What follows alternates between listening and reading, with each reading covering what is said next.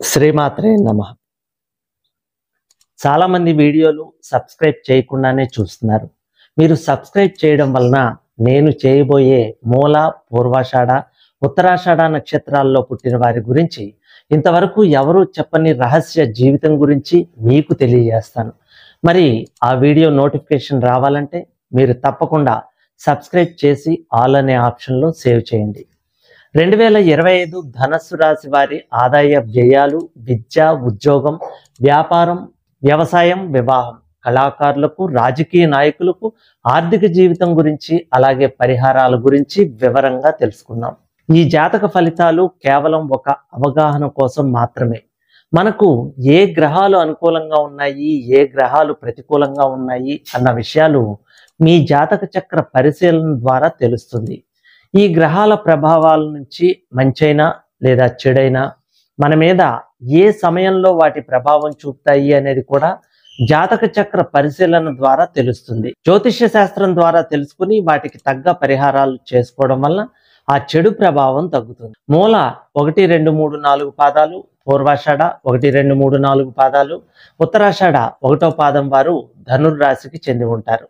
వీరి ఆదాయం 5, వ్యయం 5, రాజపూజ్యం 1, అవమానం 5. వీరికి గురువు మే 15 నుండి సప్తమ స్థానమైన మిథున్ రాశి యందు, శని సంవత్సరం అంతా అర్ధాష్టమ స్థానమునందు లోహమూర్తిగాను ధననాశనం కలుగజేస్తాయి. రాహుకేతువులు వరుసగా మే 18 నుండి సంవత్సరం అంతా తృతీయ భాగ్యస్థానములందు రజతిమూర్తిగాను సంచారం చేస్తారు. నూతనమైన ఆలోచనలతో అధికారం వచ్చినట్లుగా ఫలితములు వస్తాయి. ఔషధ వ్యాపారులకు ప్రోత్సాహకర కాలం అని చెప్పవచ్చు. పరిశోధన రంగం సంబంధ వ్యక్తులు నూతన విషయములను ఆవిష్కరించి ప్రభుత్వ మన్ననలను పొందుతారు. కళత్ర స్థానమునందు గురువు సంచారం వలన కళత్రంతో సంబంధాలు మెరుగు అవుతాయి. ఆర్థిక వృద్ధి పొందుతారు. వ్యాపార భాగస్వామ్య విషయాల్లో ఆనందం, భూమి కొనుగోలు, అమ్మకం సంబంధ లావాదేవీల వలన లాభపడతారు. అక్టోబర్లో తలనొప్పి, ఉదర సంబంధ నోటిపోత, తల నరములు, మెడ నరములు, కండరాలకు సంబంధించిన స్వల్ప రుగ్మతలు ఉంటాయి. ఈ సమయంలో గురువారం శనగలు దానం ఇస్తే స్వస్థత కలుగుతుంది. డిసెంబర్లో వైవాహిక సంబంధాల్లో పరస్పర అవగాహన, వ్యాపారంలో ఆర్థిక లావాదేవీలు మెరుగవుతాయి. ఈ రాశివారు క్రమశిక్షణతో కూడిన జీవితాన్ని గడుపుతుంటే చతుర్థ స్థానంలో శని సంచారం ఆనందదాయకం అవుతుంది.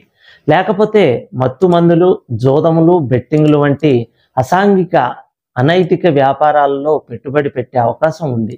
జూలై నుండి నవంబర్ మధ్య ఛాతీ, రక్తపోటు వంటి దీర్ఘకాలిక వ్యాధుల బారిన పడకుండా శ్రద్ధ వహించడం అవసరం. కుటుంబంలో తల్లిదండ్రులకు సొంత గృహం ఏర్పాటు చేసుకోవటానికి ప్రయత్నాల్లో విఫలం కావచ్చు. తల్లిదండ్రుల ఆరోగ్య విషయంలో అంతంతగానే ఉంటుంది. తృతీయ స్థానమునందలి రాహువు ధైర్యంతో ఎంతటి కార్యాన్నైనా అవలీలగా సాధించగలిగే శక్తి ఉంటుంది. కమ్యూనికేషన్ నైపుణ్యతలు పెరుగుతాయి. తోబుట్టువులతో సత్సంబంధాలు, ధైర్యం, భావ వ్యక్తీకరణలు, ఆశావాదం ప్రభావితం చేస్తుంది. సృజనాత్మకతతో అన్ని అవకాశాలను చేజిక్కించుకుంటారు. మిత్రుల నుంచి మద్దతు పెరుగుతుంది. వారితో సమయం గడపడానికి తరచుగా అవకాశాలు లభిస్తాయి. మీరు స్నేహితులతో సమయం గడపడానికి ఇష్టపడతారు. కుటుంబం మీ వ్యక్తిగత సంబంధాల కంటే స్నేహితులకే ఎక్కువ సహాయం చేస్తారు. డబ్బును కూడా ఖర్చు చేస్తారు. మీ తోబుట్టువుల వల్ల కొన్ని సమస్యలు ఉండొచ్చు, కానీ వారికి మీరు కూడా సహాయం చేయడానికి ప్రయత్నిస్తారు. పోటీల్లో ఆకర్షణగా నిలబడి బహుమతులు గెలుచుకుంటారు. అదృష్టం కలిసి వస్తుంది. సాంప్రదాయ భావాలను గౌరవిస్తూ సుదీర్ఘ తీర్థయాత్రలు చేస్తారు. ధార్మిక ప్రదేశాలపై ఎక్కువగా అభిరుచి కలిగి ఉంటారు. సాధన, ధ్యానం, ప్రాణాయామం వంటి కార్యక్రమాలను అవలంబిస్తారు. వృత్తి వ్యాపారాల్లో ఘర్షణలు, ఒడిదుడుకులతో ఇబ్బంది పడతారు. స్థానచలన సూచన కూడా లేకపోలేదు. ఈ రాశి వారికి అదృష్ట సంఖ్య 3. గురువార నియమాలు పాటిస్తూ మాస శివరాత్రి నాడు రుద్రాభిషేకాలు చేయించుకోవడం మంచిది. శివ అష్టోత్తర శతనామావళి, విష్ణు సహస్రనామ పారాయణం చేయటం మంచిది. ఇక ఉద్యోగులకు ఈ సంవత్సరం అనుకూలంగా ఉంటుంది.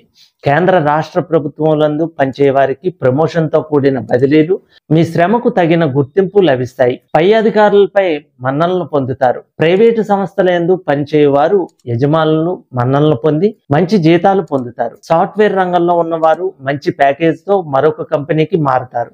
కార్మికులకు ఈ సంవత్సరం బాగుంటుంది. జీతపత్యాలు పెరుగుతాయి. నిరుద్యోగులకు ఈ సంవత్సరం ఖచ్చితంగా ఉద్యోగ లాభం, స్థిరత్వం పొందగలుగుతారు. పర్మనెంట్ కాని వారికి ఈ సంవత్సరం తప్పక పర్మనెంట్ అవుతుంది.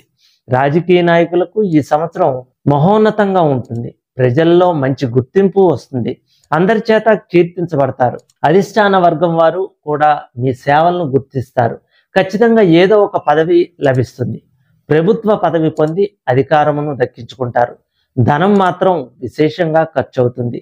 ఈ సంవత్సరం గురుబలం బాగుంది. టీవీ, సినిమా రంగంలోనూ గాయని గాయకులు, రచయితలు, దర్శకులు, టెక్నీషియన్స్ లాభదాయకంగా ఉంటుంది. అనేక విజయాలు లభించటం చేత నూతన అవకాశాలు విరివిగా వస్తాయి.